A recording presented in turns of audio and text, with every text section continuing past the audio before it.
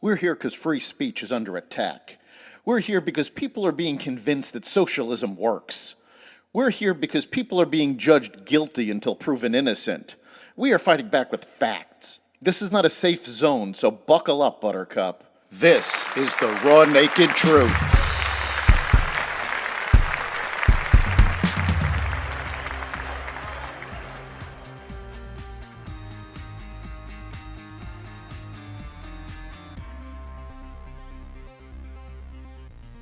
Europe at a turning point. Pro-Hamas protesters return to campuses. Apple goes big on AI and more. Welcome to the Raw Naked Truth. I'm your host, Eric Lopkin, and here's the news you need to know. U.S. taxpayers are on the hook for Jill Biden being in court for Hunter Biden's trial. Taxpayers will pick up the majority of the cost for Jill Biden's whirlwind flights between Wilmington, Delaware, and France, so she could be at Hunter's side during his federal gun trial, although the Democratic Party will chip in some funds.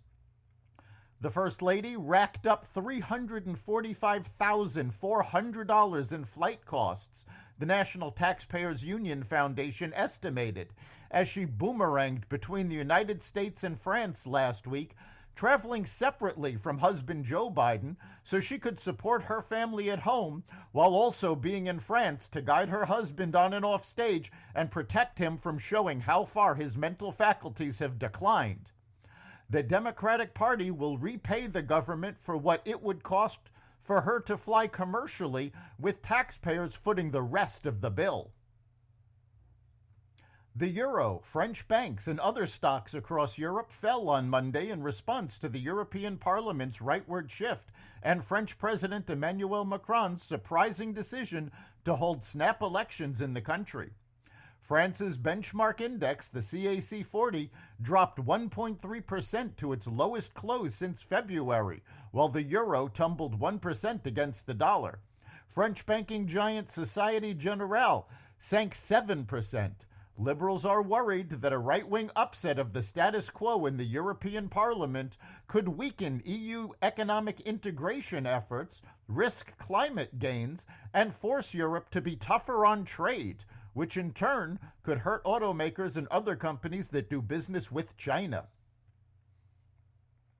Pro-Hamas protesters set up a new encampment on UCLA's campus Monday, leading to a police response in an effort to clear the area.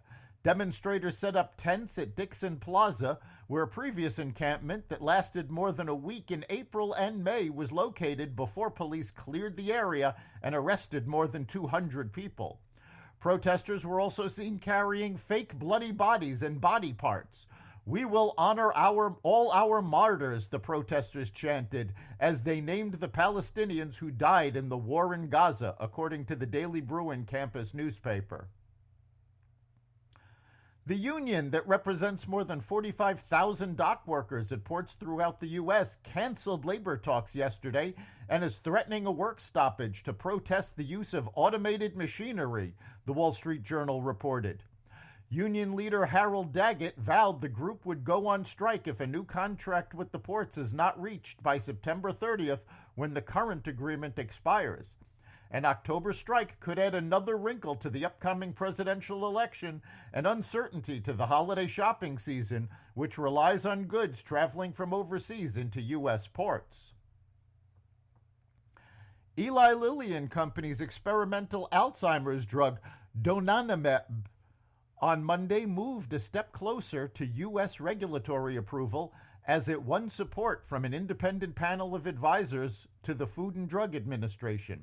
The FDA Advisory Committee members unanimously voted yes on the question of whether the experimental drug has proven an effective treatment for Alzheimer's disease in patients with mild cognitive impairment and mild dementia. In a second vote, committee members unanimously agreed that the benefits of the drug for that group of patients outweigh its risks. The FDA does not have to follow advisory committee recommendations, but it often does. Approval of the drug would bring a new treatment option to Alzheimer's patients in earlier stages of the disease. Nearly 7 million people in the U.S. are living with Alzheimer's, according to the Alzheimer's Association. Apple's AI strategy was unveiled yesterday at Apple's annual Worldwide Developers Conference. CEO Tim Cook and company unveiled Apple Intelligence, a host of AI-powered features that will debut on iPhones, iPads, and Macs this fall. The all-out AI push comes after the company initially appeared uninterested in jumping on the AI hype train and even refused to mention artificial intelligence at last year's Worldwide Developers Conference. While claiming they will protect user privacy, they reportedly stated that your phone would know all about you.